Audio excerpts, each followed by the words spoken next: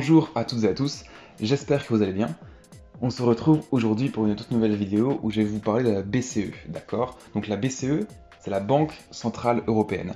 En tant que trader, c'est vraiment très important de savoir ce que c'est, d'accord? Parce que ça sert à mieux comprendre l'environnement dans lequel nous nous trouvons.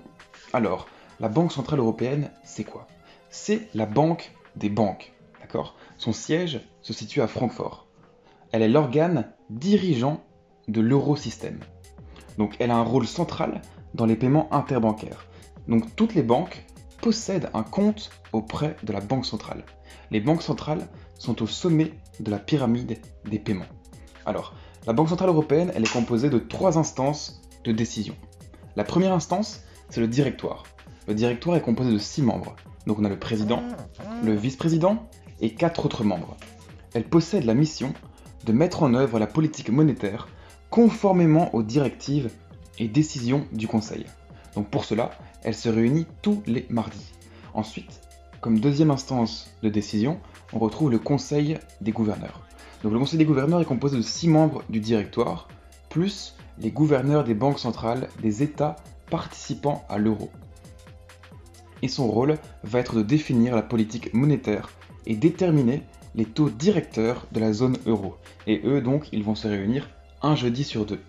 Et enfin, comme troisième instance, on retrouve le Conseil général.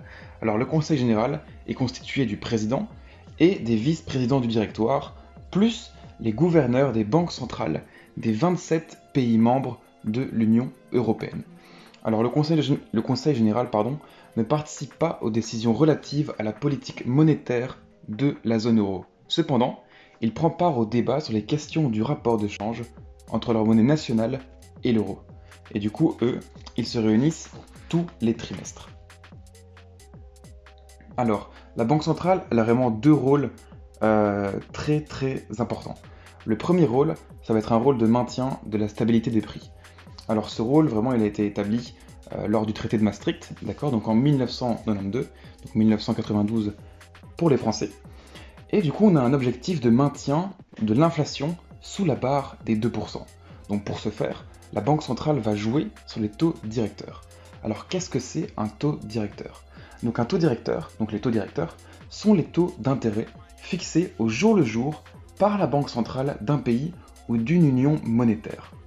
Ok? Donc si la BCE diminue les taux directeurs, le taux d'intérêt diminue. Et si le taux d'intérêt diminue, la consommation et les investissements augmentent. Pourquoi? Parce que les particuliers, ils vont plus trouver d'intérêt à laisser leur argent à la banque, d'accord? Parce que le taux d'intérêt sera plus faible. Donc ils vont consommer plus ou investir plus. Et donc, les fonds d'investissement vont se tourner aussi vers les marchés financiers qui rapportent davantage que les placements. Les placements à la banque, bien sûr. Et donc, du coup, l'économie est relancée. En opposition, si la BCE augmente les taux directeurs, le taux d'intérêt augmente. Et donc, la consommation et les investissements diminuent.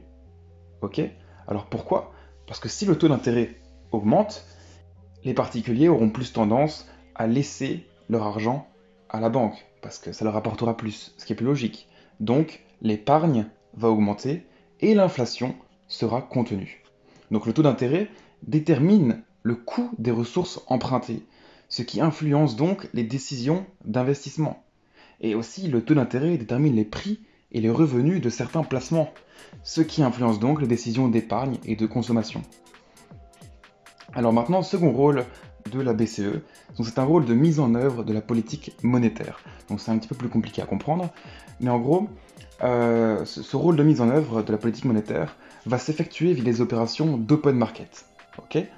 Donc elle effectue des opérations d'achat et de vente ferme sur le marché où sont échangés des titres, donc c'est-à-dire des actions ou des obligations. Donc avec ces opérations, la BCE peut contrôler la monnaie, d'accord? Donc ces opérations modifient les stocks d'obligations d'État de la Banque centrale, ce qui conduit à une variation de la masse monétaire. Donc voilà, maintenant vous savez un petit peu tout sur la Banque centrale européenne. Petit truc en plus pour votre culture, d'accord? Donc le saviez-vous? Savez-vous qu'il existe une institution financière qui se trouve au-dessus de la Banque centrale européenne? Cette institution financière, on l'appelle la BRI, donc c'est la Banque des règlements internationaux. C'est une société anonyme qui a été créée en 1930, dont les actionnaires sont des banques centrales. On la surnomme la Banque centrale des banques centrales. Donc son siège social est situé à Bâle, en Suisse, et elle est chargée de la coordination entre les banques centrales avec une attention particulière sur la stabilité financière. Donc voilà, petit point aussi que j'ai oublié peut-être de vous préciser. On pourrait comparer par exemple la Banque Centrale Européenne à la Fed, qui a donc un rôle similaire, qui va gérer en fait les banques de son union monétaire ou du pays. Donc ici, la Banque Centrale Européenne, ça va être l'Europe, et aux États-Unis, aux USA, ça va gérer, donc la Fed va gérer le pays, les banques du pays. Donc voilà, merci beaucoup d'avoir regardé cette vidéo. J'espère que ça vous a plu, que le format vous plaît toujours. N'hésitez pas à vous abonner, à partager, à commenter si vous voulez que je vous parle de quelque chose en particulier, il n'y a pas de souci.